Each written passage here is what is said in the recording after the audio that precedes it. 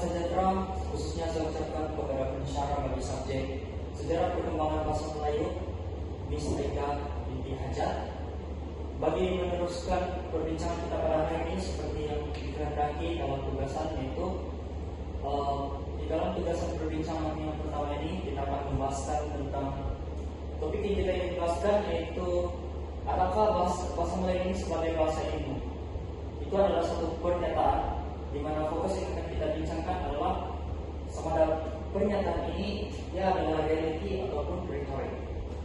Nama saya JBD Memorial Jenny dan saya nomor KPNX MS 24092992 dan saya akan meneruskan pembentangan bagi tugasan ini. Terlebih dahulu kita akan memulakan dari aspek pengenalan. Kita akan mengenali bahwa apa itu bahasa Melayu dari berbagai sudut seperti sejarahnya dan bagaimana. Poin yang pertama yang dapat kita lihat adalah bahasa Melayu merupakan bahasa kebangsaan. Di sini apa yang kita dapat pahami di negara Malaysia, bahasa Melayu ini ya selain daripada bahasa kebangsaannya juga merupakan bahasa rasmi yang digunakan dalam urusan resmi dan sebagainya. Seterusnya, pengenalan yang kedua adalah bahasa Melayu mempunyai kedudukan dari aspek pendidikan. Seperti perbincangan dalam topik utama kita, yaitu bahasa Melayu sebagai bahasa ilmu, kita kaitkan pula dari aspek pendidikan.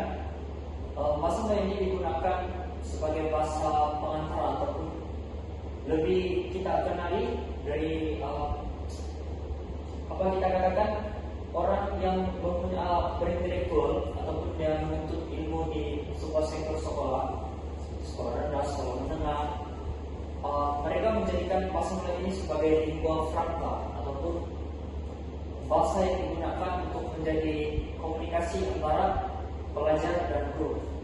Bukan saja di sekolah, namun di peringkat institusi pengajian tinggi juga, seperti institusi pengajian tinggi awam, swasta, mereka juga menggunakan bahasa Melayu sebagai bahasa pengantara. Seterusnya, bahasa Melayu adalah bahasa resmi negara Malaysia, seperti yang saya sudah bahas tadi. Bahasa Melayu di negara Malaysia, bahasa Melayu ini ia adalah bahasa resmi negara. Jadi di dalam pengenalan ini, apa yang kita dapat melihat daripada tiga nota ataupun di slide ini, yaitu kita dapat merumuskan secara rangkumannya bahwa bahasa Melayu itu yang pertama ialah bahasa kebangsaan bagi negara Malaysia. Kedua, yang merupakan bahasa rasmi. Dan yang ketiga yang paling penting adalah bahasa Melayu mempunyai kedudukan dari aspek pendidikan. Kedudukan apa yang kita maksudkan adalah di manakah bahasa Melayu itu digunakan, diaplikasikan. Seterusnya dalam slide ini juga perbincangan pertama kita adalah bahasa Melayu sebagai bahasa ilmu. Adakah ia reality ataupun ianya sekadar retorik yang menjadi perbualan di mulut orang ramai? Oke. Kita akan berpindah kepada slide yang kedua. Pertama sekali kita akan memahami apa itu konsep bahasa ilmu. Oke. Saya akan terangkan. Yang pertama, bahasa ilmu yang merupakan satu bahasa yang digunakan untuk menyampaikan ataupun mengembangkan dan menyebarkan pengetahuan dengan lebih sistematik dan teratur.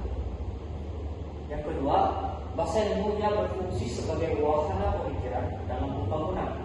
Dan yang ketiga, bahasa ilmu ini adalah bahasa yang hukum dalam bidang ilmu, biasanya akan didukung ataupun didorong oleh sistem pendidikan. Berdasarkan ketiga-tiga nota paparan ini, bahasa ilmu ini kita dapat mengonsepkan sebagai satu bahasa yang digunakan kebiasaannya dalam bidang ilmu biasanya yang disokong oleh sistem pendidikan.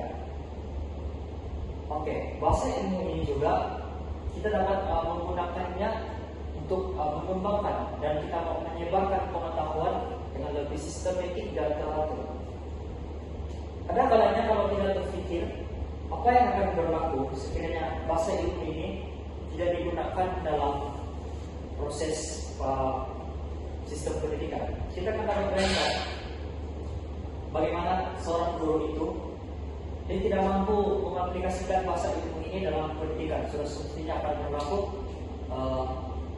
komunikasi yang salah ataupun pelajar susah untuk memahami apa yang tidak disampaikan oleh guru. Jadi inilah kepentingannya ataupun inilah konsep yang kita dapat paham, yaitu bahasa ilmu ini merupakan satu bahasa yang sangat penting khususnya dalam sistem pendidikan. Bukan saja itu apa yang kita dapat lihat di sini, bahasa ilmu ini juga mempunyai fungsi yang berbagai, contohnya dari segi wahana pemikiran dan membangunkan seseorang individu.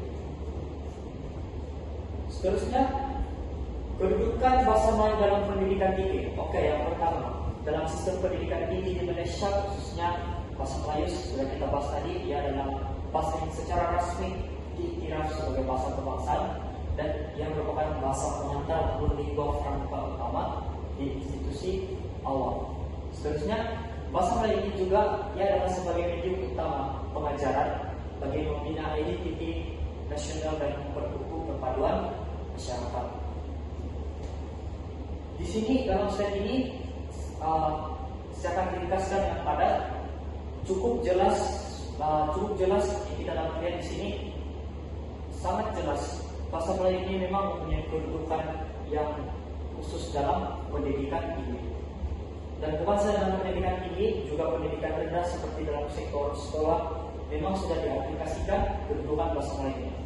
Oke. Kita beralih seterusnya perbandingan bahasa Melayu dengan bahasa lain. Oke. Di sini kita akan coba bandingkan perbandingan bahasa Melayu dengan bahasa lain.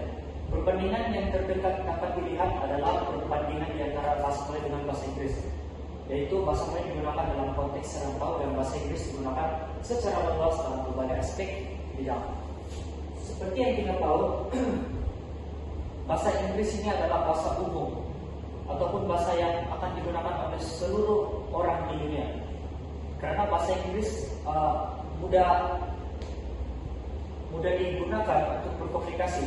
Jadi apa yang kita dapatkan di sini, 67% menurut kajian menyatakan bahwa di dunia ini 67% masyarakat ataupun individu yang mampu menguasai bahasa Inggris dan digunakan dalam komunikasi, berbanding lebihannya yang kita dapat di sini adalah di dalam gambar ini, dan ini adalah penggunaan bahasa Melayu di dalam serantau. Kita dapat melihat perbedaan yang amat kental. Jadi inilah perbandingan bahasa Melayu dengan bahasa lain. Kadang kala kita juga dapat melihat apabila bahasa Melayu juga telah disalahgunakan, seperti bahasa Melayu itu telah dirojakkan dan dapat slang-slang digabungkan dengan bahasa Inggris. Sebagai contohnya, dalam komunikasi kita menggunakan singkatan bahasa on the way, for information, dan sebagainya. Oke, seterusnya di sini kita akan beralih kepada analisis critical reality based rhetoric. Inilah perdebatan utama yang kita bincang, yaitu mengenai antara reality dan rhetoric berkaitan dengan bahasa Melayu sebagai bahasa ilmu. Kedua pandangan masing-masingnya ada hujah yang tersendiri. Oke, bahasa Melayu itu sebagai bahasa Melayu itu adalah sebagai bahasa ilmu. Reality, oke, realitinya saya berani katakan bahwa bahasa Melayu memang sebagai bahasa ilmu. Karena apa?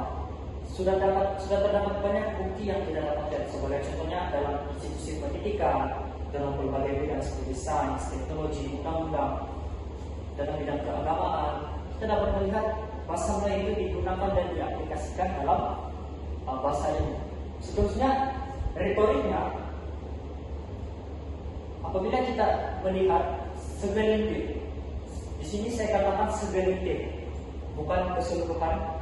Pada pendapat saya sendirilah, segelintir orang akan mengatakan dianya adalah sebuah retorik bahasa Melayu itu sebagai bahasa ilmu. Karena apa?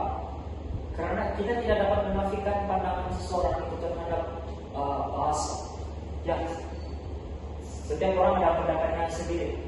Jadi apabila kita menganalisis secara kritikal, sebenarnya kedua-dua reality dan retorik ini, aspek ini mempunyai hujah yang tersendiri. Jadi apa yang saya ingin sampaikan di sini,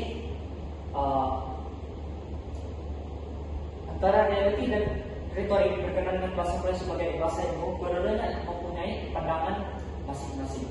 Tetapi dari pendapat saya, sebenarnya reality itu ada pandangannya sendiri dari aspek tertentu. Begitu juga dengan retorik. Di sini saya selipkan beberapa cadangan untuk memperkukuhkan bahasa Melayu sebagai bahasa ilmu. Cadangan yang pertama, sistem pendidikan perlu menanamkan keyakinan terhadap kemampuan bahasa Melayu sebagai bahasa ilmu sejak di peringkat awal. Seterusnya, usaha pemarkasaan istilah dan kosakata ilmiah perlu dipergiatkan. Pembangunan istilah baru dalam bidang sains, teknologi, dan profesional hendaklah dilakukan secara sistematik serta diselaraskan antara institusi pendidikan dan badan bahasa. Sebenarnya terdapat berbagai lagi cara-cara yang boleh kita aplikasikan untuk memperkukuhkan bahasa Melayu sebagai bahasa ilmu. Seperti kita tahu juga, antara universiti di Malaysia ini yang menawarkan berbagai program seperti bahasa Melayu linguistik, terdapat di Universiti Melayu UM.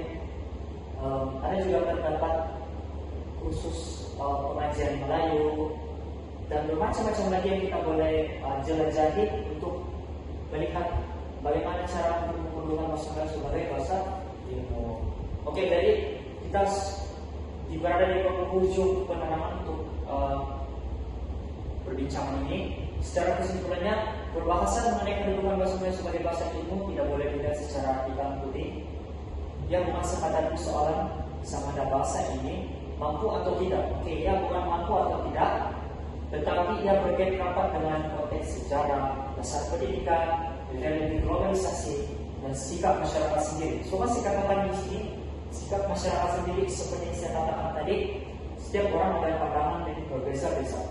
Jadi itu terpulang kepada mereka untuk menilai sebenarnya dia itu adalah reality atau retorik. Berdasarkan perbincangan yang telah diuraikan, jelaslah bahwa bahasa Melayu mempunyai asas dan hukum yang sangat dalam. Sekian pembentangan saya untuk tugasan ini, dan apa yang saya harapkan semoga kita bersama-sama dapat mengekalkan bahasa Melayu itu sebagai bahasa ilmu, khususnya bagi individu khususnya bagi masyarakat di Malaysia. Sekian dan terima kasih.